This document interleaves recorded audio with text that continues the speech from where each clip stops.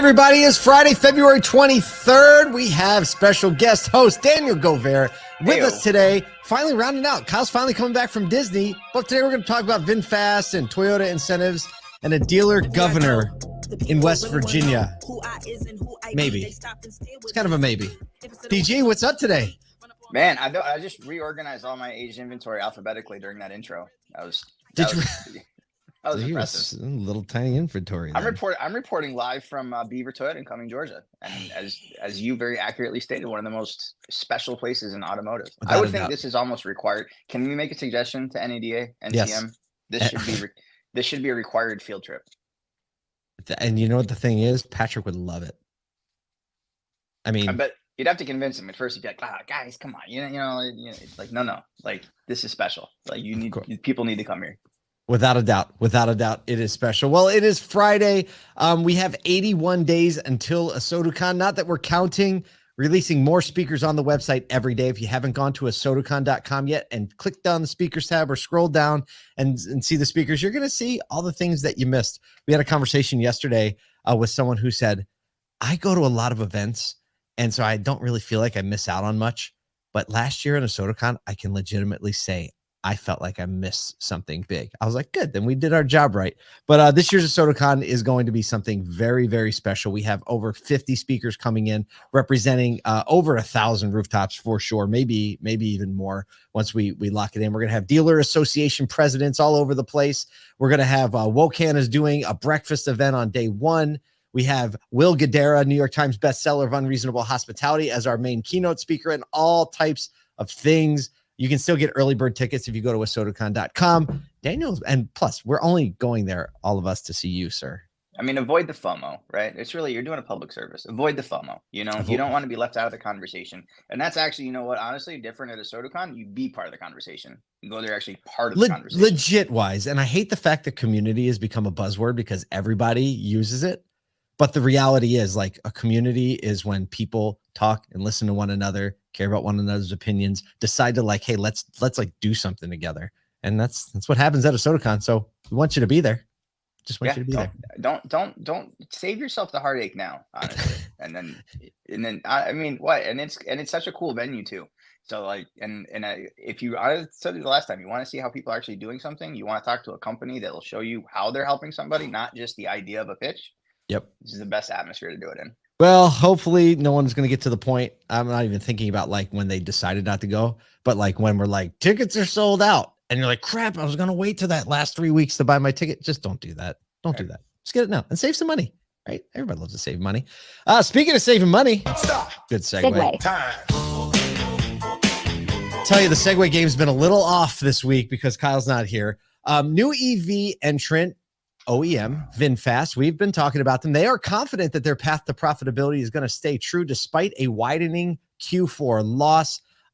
So they have ambitious goals for 2024, but basically their Q4 loss is deepened by 3.5% quarter over quarter, totaling $650 million quarterly loss, signaling a 1.3% increase over 2022. So they're saying this year, 2024, they're going to triple their sales to 100,000 units in 2024, despite missing their 50,000 unit mark in 2023. So they sold, I think, 34,000 and they were targeting 50,000.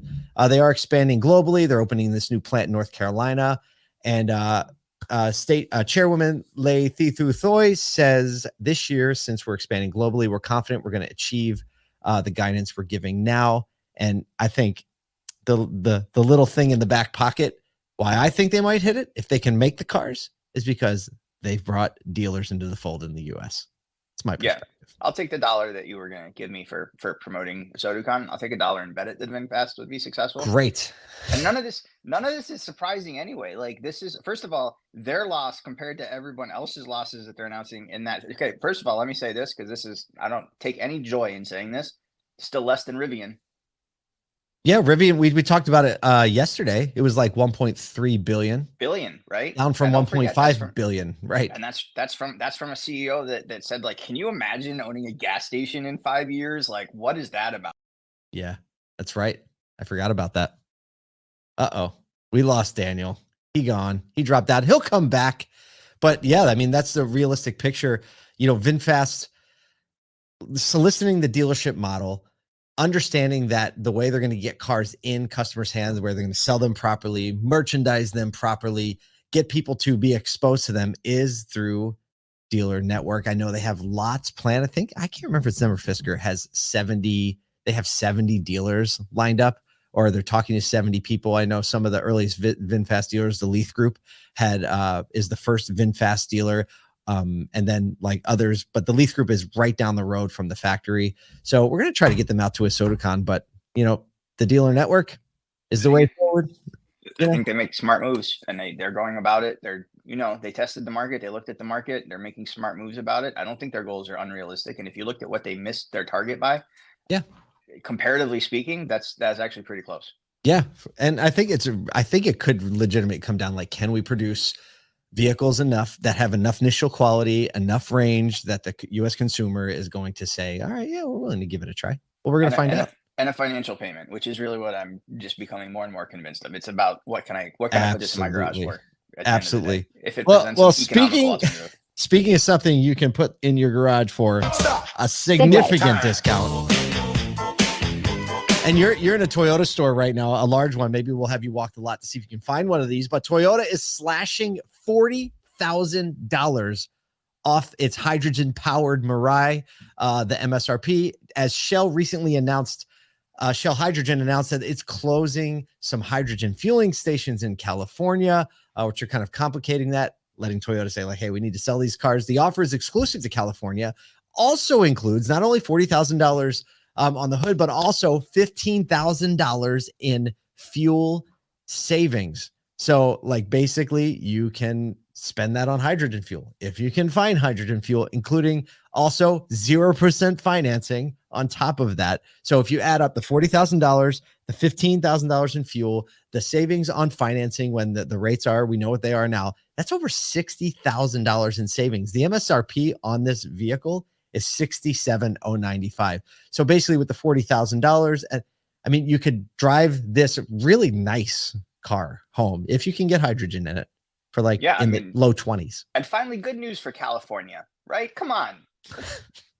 It's good news. There's a plus. That's only for California. Yeah, I right. don't know where you get hydrogen. Does Costco sell it? But in California? Yeah. I think if you live in California, you should at least go try it and tell us how it is. Have you ever driven a hydrogen car or heard one or been around one? Not knowledgeably. Well, you would probably know it if you were. I think I like them. I mean, it's like a combustion engine. It sounds a little cooler. Sounds a little more race car. The reason this is like news is because Toyota's sort of, that's their thing, is going to be hydrogen, right? And once they get, you know, and they are improving on their technology for it and making it more accessible. I think the reason this is news, other than just the fact that this is such a massive savings, giving us a bit of a sneak peek into what manufacturer margins are and they manufacture these vehicles. Oh, there's no margin. They're losing money on these. This is interesting because this is what their strategy is, right? And so like, I also don't want this to be the sacrificial goat to be like why hydrogen isn't viable just because of this one particular model. Yeah. So I don't know how much you're going to learn about this for the future of hydrogen, but I do think it's definitely a deal worth looking at for sure. Because that puts it less than a Corolla then, right? If it's 67 less 40 grand. Oh yeah, it's going to be like 20. Yeah, it's going to be like low 20s. You can drive this. And it's like a luxury vehicle inside. I don't know. I mean, I think of hydrogen infrastructure, and I haven't looked enough into it. I feel like building hydrogen infrastructure would be a lot easier than building EV infrastructure, honestly, because it's like stored in a tank, like gasoline.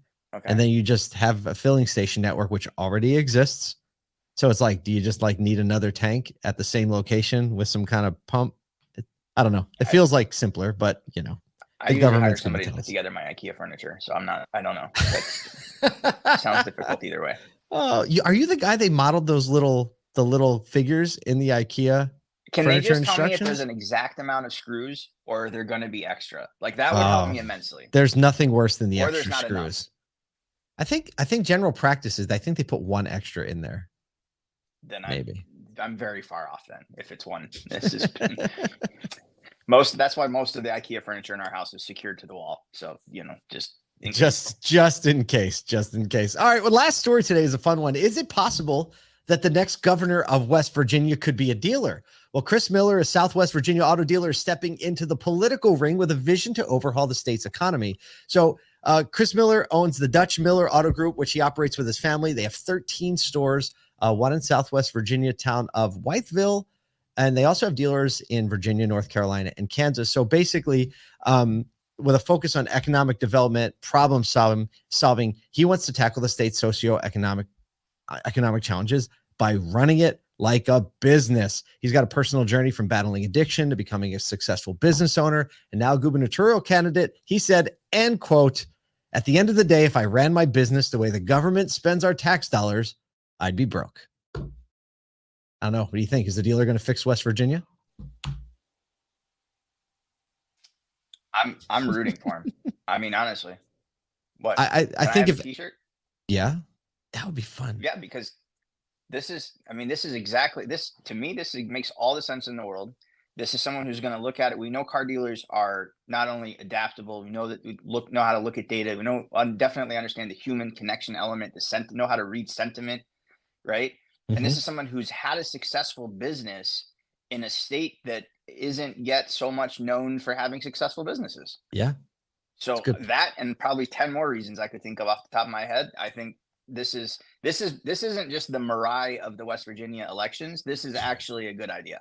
This makes sense from a lot of different, really, I mean, someone who's done it, someone who's been successful, someone who knows the background, and car dealers in general look at everything that we have to go through and everything that we have to adapt to be successful. Yeah. I think you could do a lot worse. Yeah. And, I think like dealers just in general have, number one, a significant resilience to changing climate, changing business climate, changing economic climate, all these things. But typically speaking, like you said, a dealer has a really good feel for the pulse of the community, and they have to, right? You have to if you're going to operate a successful dealership anywhere. He's got 13 successful dealerships. It'd be really cool to be like, hey, it wouldn't be the first car dealer, I don't think, right? Absolutely. No, definitely not. Definitely. I think we should find out more about it, and I think that he should be able to reach out to us and see what resources we can offer to help back it, even though we may not be West Virginians. But I think this is a pretty cool thing. Do you know what's close to West Virginia? Baltimore. North Virginia. Right. Yeah, maybe we'll try to get him out to a SodaCon. He should be a speaker. He should be. All right. Consider it a challenge. We're going to see if we can get gubernatorial candidate Chris Miller out to a SodaCon in May. Maybe he can give us a little bit of his stump speech, and I'm sure he'll meet lots of support and probably a lot of people, like you said, like, what can we do to support this? All we can do. Yeah. I mean, I think the best platform for him to be on is probably going to be the Wheelhouse. And I think we'll have an engaging discussion there. Do it. About it. Let's get him on the Wheelhouse. Okay. Perfect. Going to work on that. Well, DJ, thank you so much for filling in today. Always a pleasure. Thank you so much. Hey, whatever you're doing, we know if it's Saturday, you're a dealer, you're connecting with people, you're selling cars, but make sure you make it about just a little bit more than cars.